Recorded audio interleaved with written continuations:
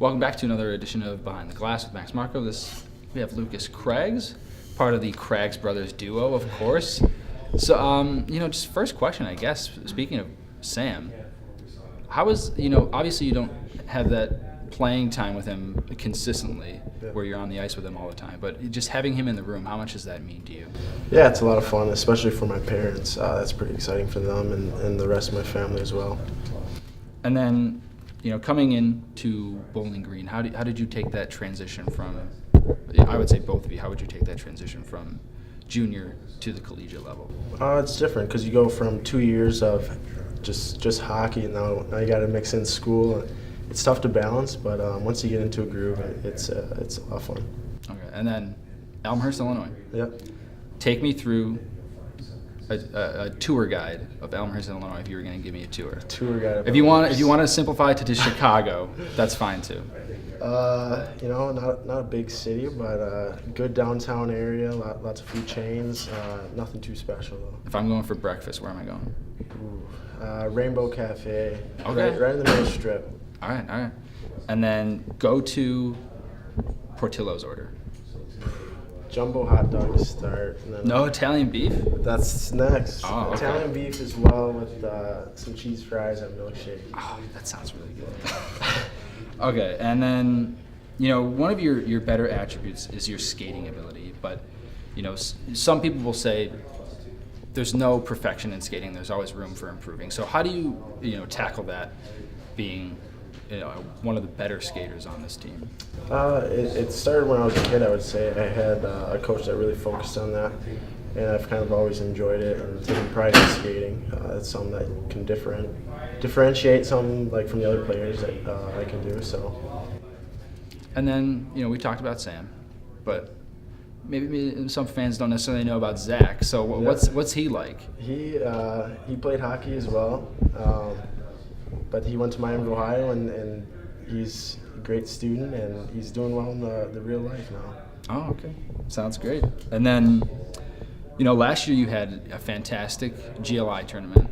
Would you consider that as, that sort of coming out party for you offensively, just because up until that point you were known for your skating and your aggressiveness on the ice, but then add in that offense, and now so far this year it's been a fantastic time for you as well in the offensive zone. So would you say that was sort of a turning point for you? I would say it gave me a lot more confidence. But like I said, I'll give that weekend to my teammates any day. Like everything just seemed to go the right way for us, and hopefully we can continue how we are playing right now. And just that tournament in general, how was that playing at Little Caesars? Yeah. That was first game against Michigan. That was really cool with all the fans there. Was it disappointing not being able to play at Joe Louis Arena, or would you say your time was well spent at Little Caesars? I'm a Blackhawks fan, so I don't really care about the Joe Louis Arena too much. Okay. And then, talking about that, just that offense that has come to your game so far, that you can attribute that also maybe to, spending time at Winnipeg Jets camp this summer. How was that, been an impact on your game this year? Just gets you a preview of what the next level's like, and you can take what you learn from there and bring it into here.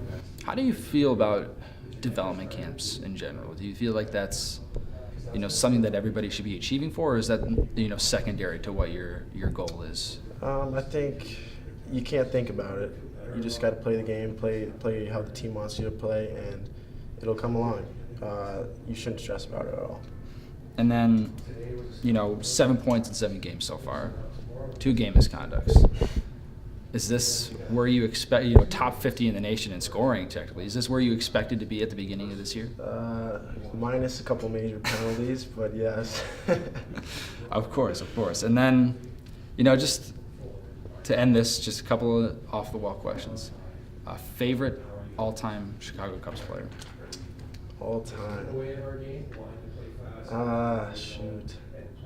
I'm going to have to go with Anthony Rizzo.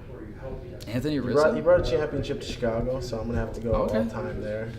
You can bring some back, Derek Lee, Moises Alou. Derek Lee was one of my favorites. Can go back there. MLB Slugfest 2005, great game. Derek Lee was fantastic in that game.